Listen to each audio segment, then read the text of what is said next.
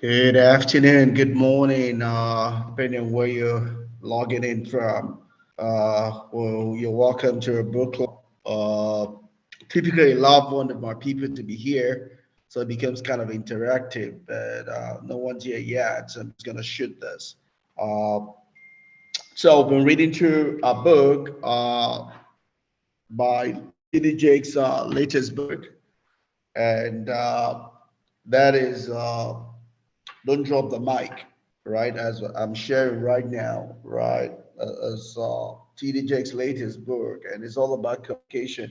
Talks about the power of your word can change the world, and that's kind of a no-brainer. That's something we all know. We all talk about it every day. The power of words. In the scriptures, it talks about the fact that the power of life and death is in the tongue, and we're just here just looking at how we can best, use this to our advantage and to maximization of our purpose here. Hey, Chidi, how you doing? Good morning and good afternoon, sir. How are you too? I'm well, thank you. Well, thank you. Great to have you here. It's always best when I have someone I can interact with. How have you been? I'm being good. You? How have you been? Awesome, awesome, awesome. So just getting started. You have the slides ready, and I'm sharing it on the screen, and we're just going to run through that. Just to run through chapter two, really, of the book. Uh, and I'm going to go on here, and the title of the chapter is "Own the Fear Factor," right? It's pretty much just saying you should own your fear. Don't let fear overcome you. That's what it's focused on. We're saying don't let your fear overcome you. Fear is normal, right? Since man fell, before man fell, God did not create us with fear, right? God created us with faith. God created us as love beings. But when man fell, when we became corrupted, one thing that came into us is the word fear, right? In a sense, fear is the opposite of faith, just as much as fear is the opposite of love. So you have two things that's combating against one, right? We're created as faith, love being, right? But corrupted state, falling from a place of glory that God made us and put us, right? That corruption comes with what the big word fear, right? And fear fights, negates faith and love in our life, right? To the extent to which we give in to fear is the extent to which we live a life that is not born out of faith or born out of love, right? And when it comes to communication, it's also a big enemy we have to fight against. Otherwise, we will not be able to live to the full of our potential as communicators, right? And as word beings, because as we talk about communication, don't forget also it affects both us as a person, affects people we speak to, right? Because uh, we are what we say we are, right? Because we're products of our thoughts, but our thought pattern is useless if we don't speak it into being.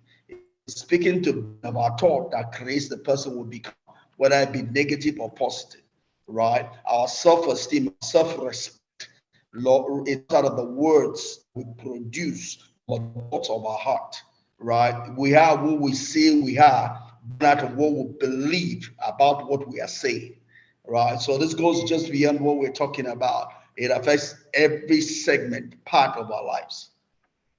Is that good so far? Yes, sir.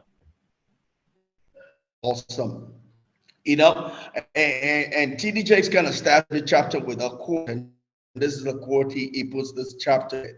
What the mind doesn't understand, it worships or fear. Let me start asking you, what do you understand by this? This is what do you understand by this? This is from what do they call it? Alice in the Wonderland. It says this Alice walks this, and I will explain it to you from neuroscience. But let me hear what you think about this quote first of all. What your understanding of what? Why does it hit you?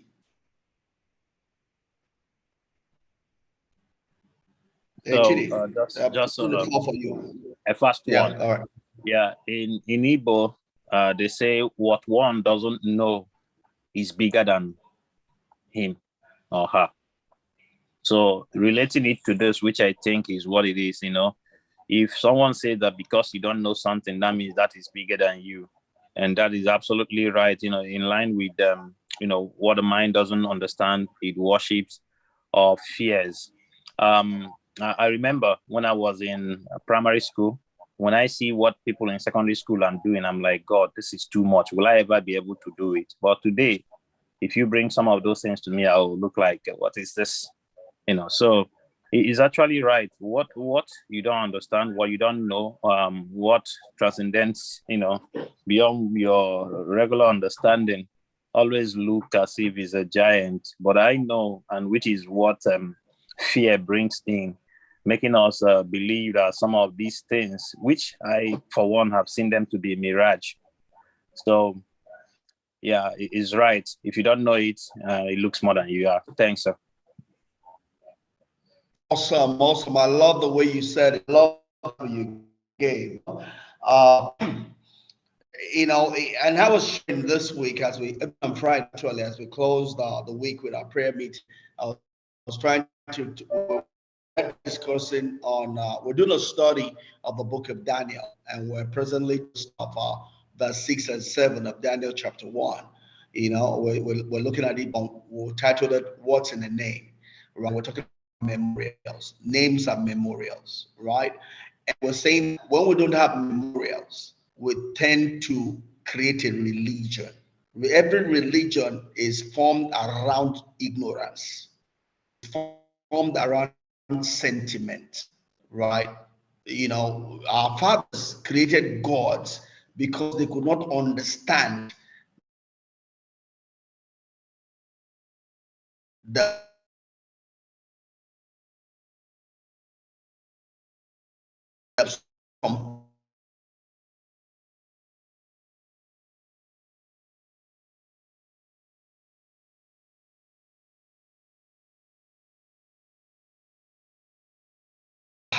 powers. They saw thunder and they said, "Oh, there's a God of thunder." They saw the sun. The sun, we need it to be fertile and grow. Oh, and are good. Oh, there's a God of that. They did not understand. They could not fully. What the mind does not understand. Either the Bible talks about the fact that Paul went to Athens and he saw them. They had a label, a banner there. They said to the God, to the unknown God. Right? They created a religion because they did not know the God. Right? They were more like putting sentiments around it. They created something to worship, right? And God does not want us to stay there. That's why God reveals himself. So in the Bible, in Romans chapter 1, the Bible says that everything that needs to be known about God, we can see it in creation, right? Our God is not an unknown God. He's a God that we know because we ourselves are a representation of him. When I see you, when you see me, you are seeing God. Because don't forget, he said we are created in his image and in his likeness, right? Everything around that we need to know to see God, even though it's invisible, but everything we need to know him is all in what he has created. He leaves a signature in his creation. So Paul goes on and talks about it is in him we live, we move, and have our being, right? There's no need to be creating a God that doesn't look like us, a God of iron, right? Because God is just like us. We're offspring, right? That's what Paul was trying to explain there in Romans chapter 1. Romans chapter 1 and also in the book of Acts, right? So that is that from a religious standpoint. Let me quickly go to a neuroscience standpoint. You see, the way our brain works, right? Every one of us, our brain works so fast between 3 time zones. Our brain works between anytime our brain encounters anything, it quickly takes what he has encountered in the present and quickly takes it back to what he has in his record, right? The past. Quickly compares what he's looking at right now to what is stored in his cell to explain what it is looking at. He's saying, this thing I'm looking at, what is the reference point? Have we seen it before? What does it mean? As soon as it gets the answer, it decides on an action to take, which is future. Our brain is always working between present, past, future. And that transaction takes place so fast that you don't know. But that is the way the brain is designed to work. Everything we see, the brain could interpret it based on what it has seen before, what it has decided before. That's what we call paradigm, right? A paradigm is what the frame of mind that you have come to based on your experience and interpretation and your story of life, right? So two people can be the exact same thing, but they are not saying the same thing, right? Because their story, their record, their paradigms are different. So they're interpreting based on what that paradigm is, right? Am I clear so far? Chidi, have I lost you? Yeah. I mean, we could hear you loudly and following your train of thought. All right, awesome. So sometimes we see some things and we just go blank. Have you ever had that experience before? You see something and just go blank. You don't know what to do. You're just like lost. Have you had moments like that? Oh, yeah, You have that's things why you we're just yeah, it's you true. see some things that amaze you that you just go static. Have you had that experience or do you have that experience before? Maybe others can answer. For me, yes, I've had. I may not be able to pinpoint Yeah. exactly the situation, but I've All right. witnessed that. Yes. Do you know what happens? What happens at that point in time is this. When the only things that will make you static, that will just blow your mind away, are things that either you don't have a reference for or something tragic happened in relation to what you are looking at, right? Your brain quickly sees that things and sends a message back. What does this thing mean? If you cannot find any reference position, then you blank. You just see yourself blank at that point in time. That is what's taking place at that point. Your brain cannot find a reference to what it's looking at. So you just go static, right? Also, that same thing will happen also if the reference your brain is finding has a special emotional relationship to you. Say, for instance, you see someone that looks like your mother, because I know you love your mother. You just see someone that looks like your mother, you will go blank for a few seconds, right? Because she means so much to you. Once you see that, the message that's coming from your brain is, this is a special rush, right? But let me stop that. Just a bit of neuroscience. We can take that later on. But key thing is, that's the way the mind works. When the mind sees something it doesn't understand, it's either saying that this is so big that I need to bow down to it and submit to it, or something I need to fear, right? And so the way to reduce that is knowledge, right? The more I have knowledge, the more I can use my worship or use my fear rather than my fear and worship using me.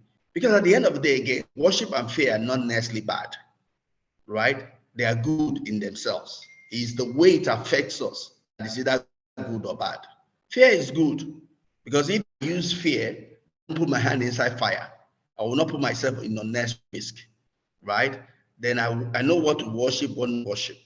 But when it's the one using me, that's when it becomes dangerous, right?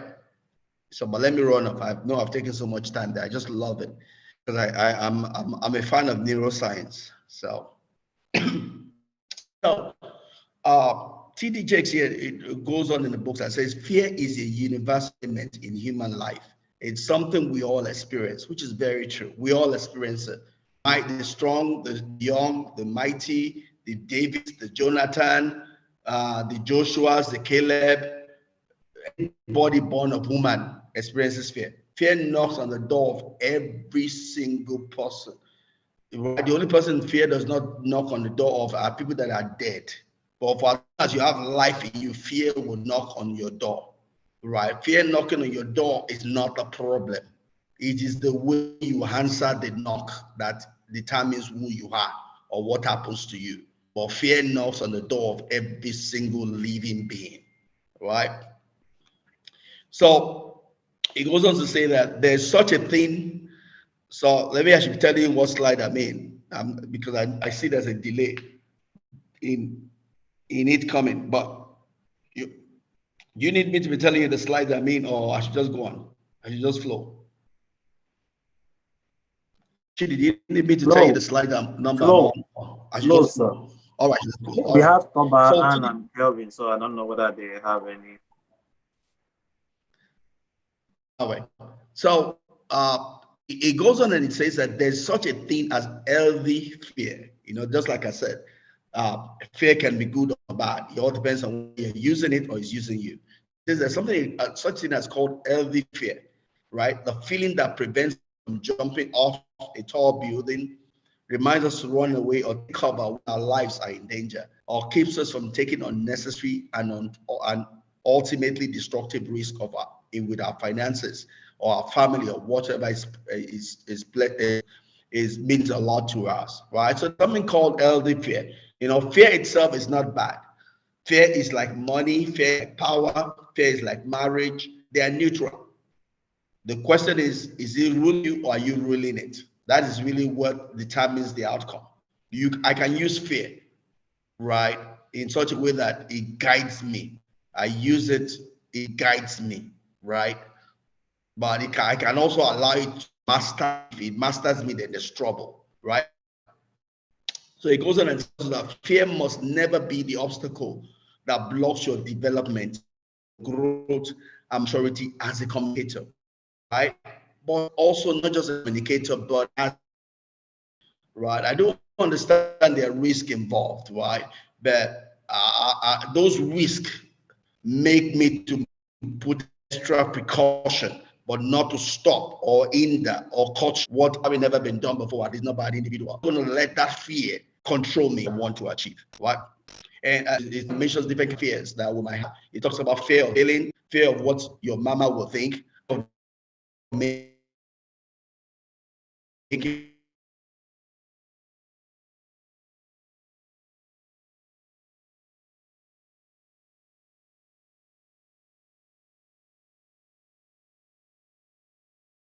a fool of yourself,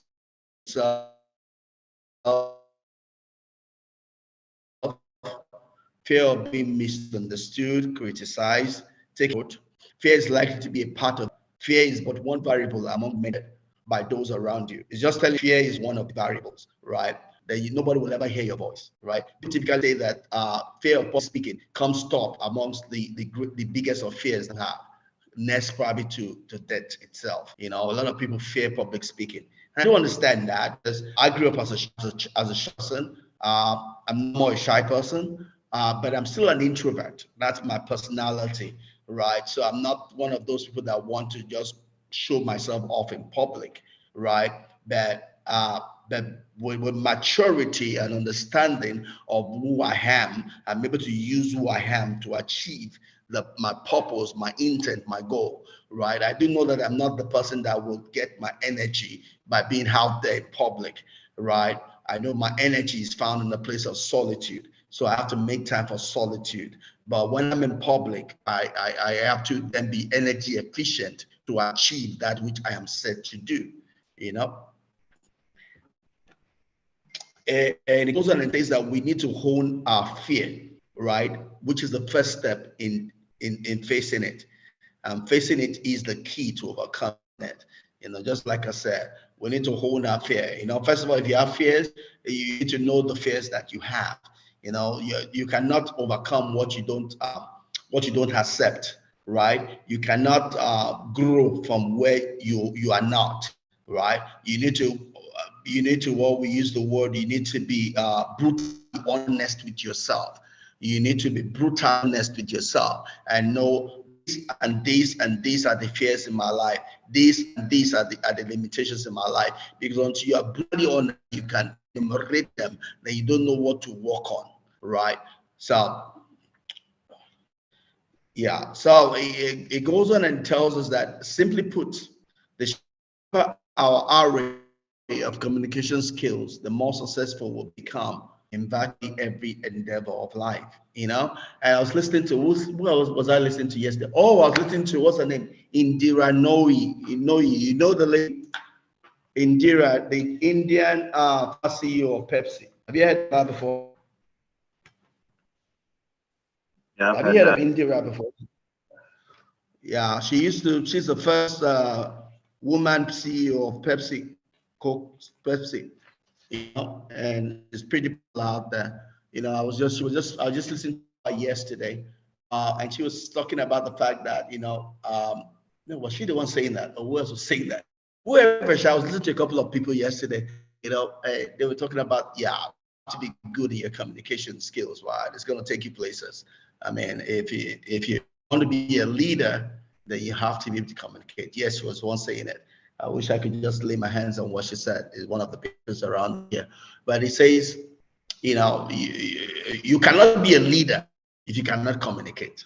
I mean, communication is one of the essential tools of a leader, right? So if you're going to lead in any sector, any place of life, you must be able to communicate, right? So what we're talking about here is what we might call a leadership class, because if I'm good at communication, then I can sell my message, then they can follow me. Because a followership, leadership is all about influence. If I can communicate, then I can influence people. Because a lot of people are looking for people to influence them, right? Though we are all created as leaders, it takes something from everybody to step up to that leadership position. More people looking for people to push them than those that step up, come out above the edge and make it in life. That's why not everybody can be rich, right? It's not God. It's not God that's keeping people from being rich. It's the inability of people to step up to the game of their life. That's what keeps them poor, right? And sometimes, irrespective of the opportunity you create for them, they seem to prefer poverty to being rich, right? Because I get surprised. It takes me a lot to do some of this things I do, and some people that I know are poor, some people I know that are wretched, some people I know that are going through hard times. You would expect that they would do something about their life, to want to get better, but they never come. They never take the opportunity, and somehow they think that God is just going to come and meet them. You know, the Bible says God is not mocked. Whatsoever a man sows, that will he reap. Not going to get rich. We don't do what rich people do. Rich people take the time to develop themselves, right? And it brings up the word glossophobia, right? Which is the fear of public speaking. Like Elias said, it's popularly said that public speaking ranks the fear of public speaking ranks up there as one of the biggest fears of people, probably next to death itself. Yeah, just like any other fear, it can become. You just need that you have it and you work at it. Really, it's a simple thing for public speaking. You know, that this from I was talking about this. I can't remember her name right now. The reason why people fear speaking is because they are too focused on themselves. Because they take themselves too serious, right? If you go public intent of being a blessing, of the intent of adding something to the people you are speaking to, you will not think about yourself. The fear of public speaking would. The fear of public speaking comes from focus. All I'm there about is how I'm going to perform. Oh, they're going to see me. Oh, this. You're going to have fear of public. You're going to have fear of public performance. The way to overcome public performance fear is to think about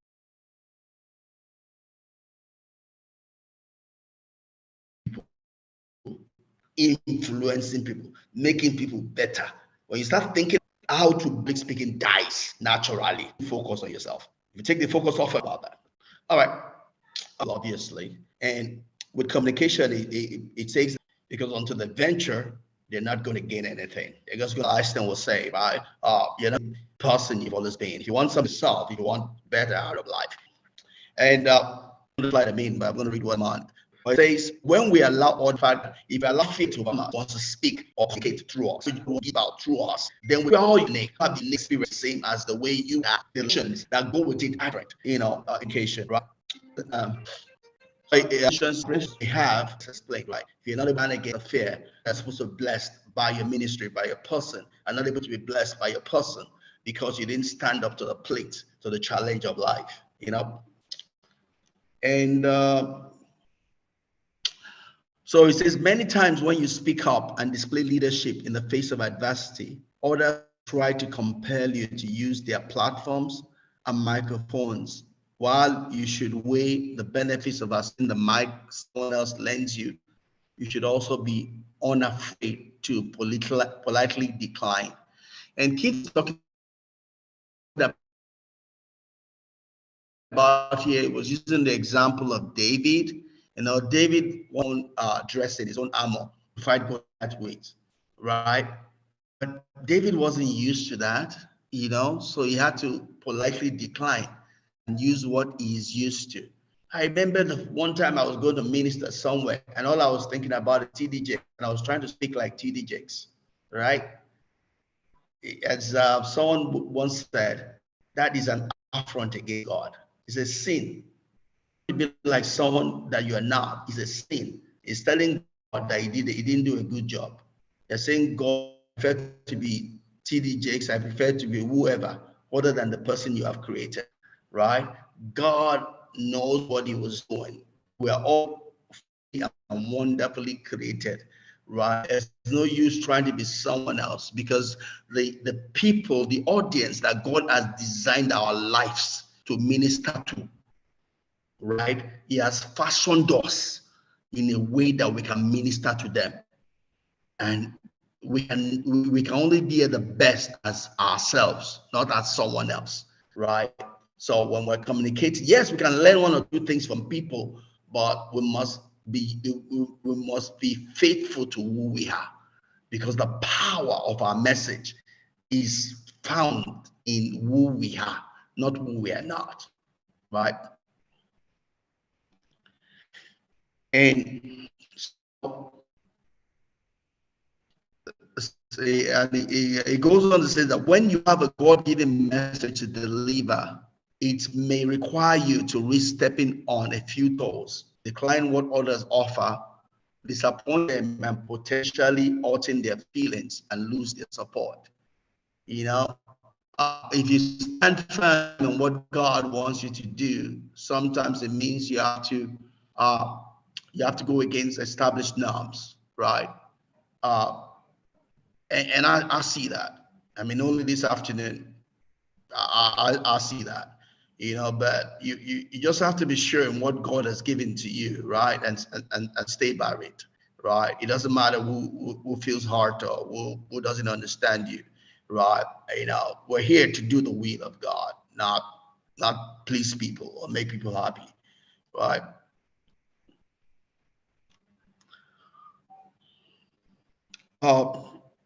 So it goes on and he says, if you want to overcome your fears of speaking in front of others, if you want to gain experience in order to develop as a communicator, then start where you are, right? Just like I said, you have to start where you are, not where you're not. You have to build from where you are, right? Any building, want to build a skyscraper, no matter how high, you have to as well start where you are. You have to dig into the ground and get the right foundation, right? Before you go high up, right?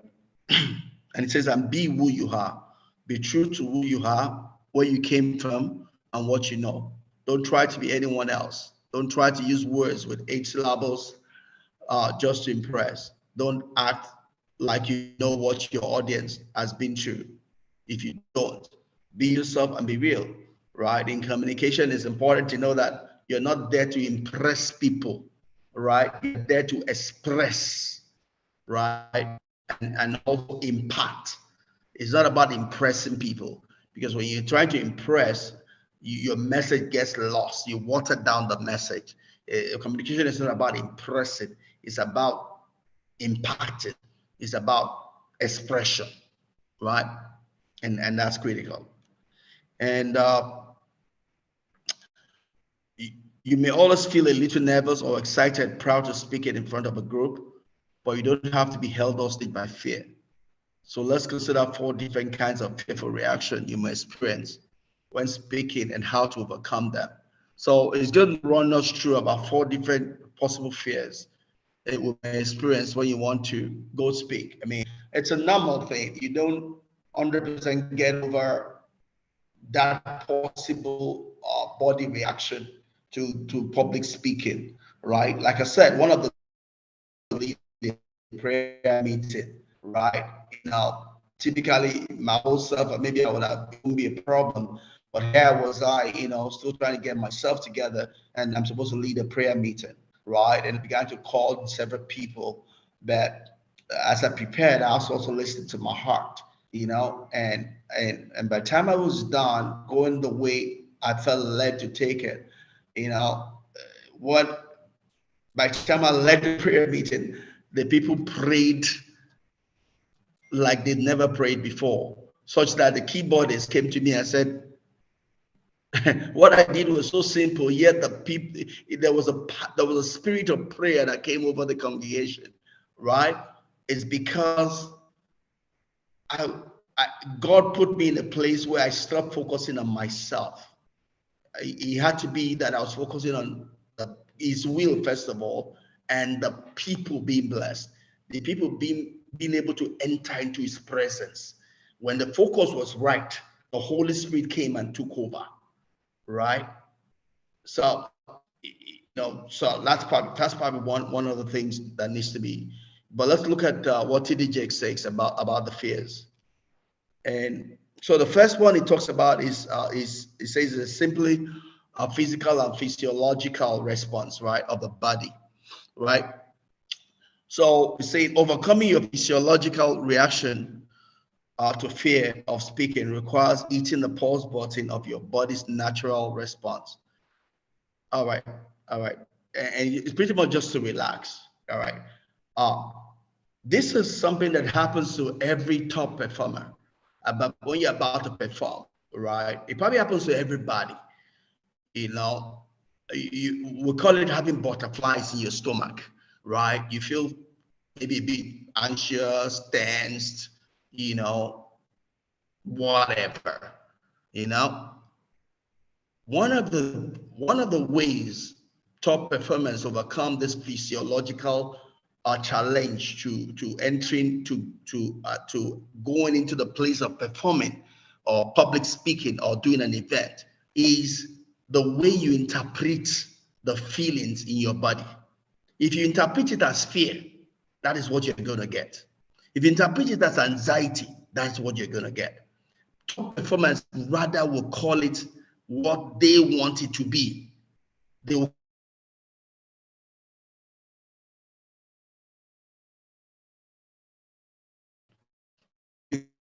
whatsoever you define it as, that is the power that will take a hold of you, right?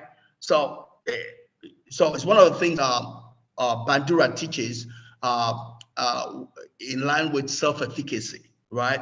Because for you to go perform, and if your physiological being is beginning to act in a way that's kind of getting you anxious, what you need to rightly define that feeling and say, "Wow, I'm feeling so ready to get this done." All right, my body is showing the fact that it's ready to go. It's important the way you define the way your body is feeling, because whatever you define it as, that's what's going to take a hold of you, right? TDJ writes and says the mental and psychological aspects of fear must also be addressed before you step up to the mic, all right? And that mental and psychological is all a function of self-talk. What are you saying to yourself? How are you defining the way your body is acting? Different top performers do different things. Tony Robbins will typically say words of affirmation, right, before going into public speaking. And he does that for every single time he has to do. It's the way of getting his mental and psychological being in the right state to minister. right?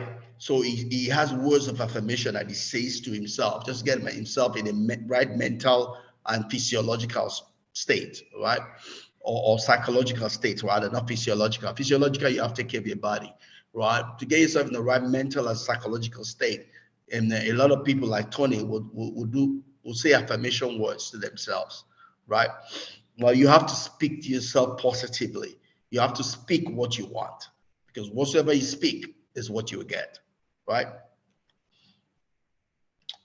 And TD Jake says, finally, you may discover your fears also include spiritual dimension to it, right? Especially if you're ministering and all of that. I would challenge you to go back to what inspires, uplifts you, and ministers to you, right? So, like I said about leading the prayer meeting, it's about, for me, I had to God, right? That meeting, not yet trying to show off myself.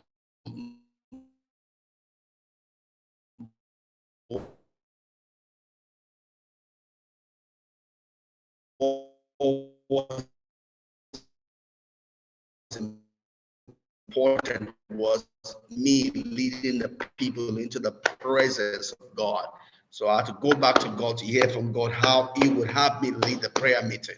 And once I got that, the spirit of prayer came upon the congregation, being rightly positioned so that God can do His own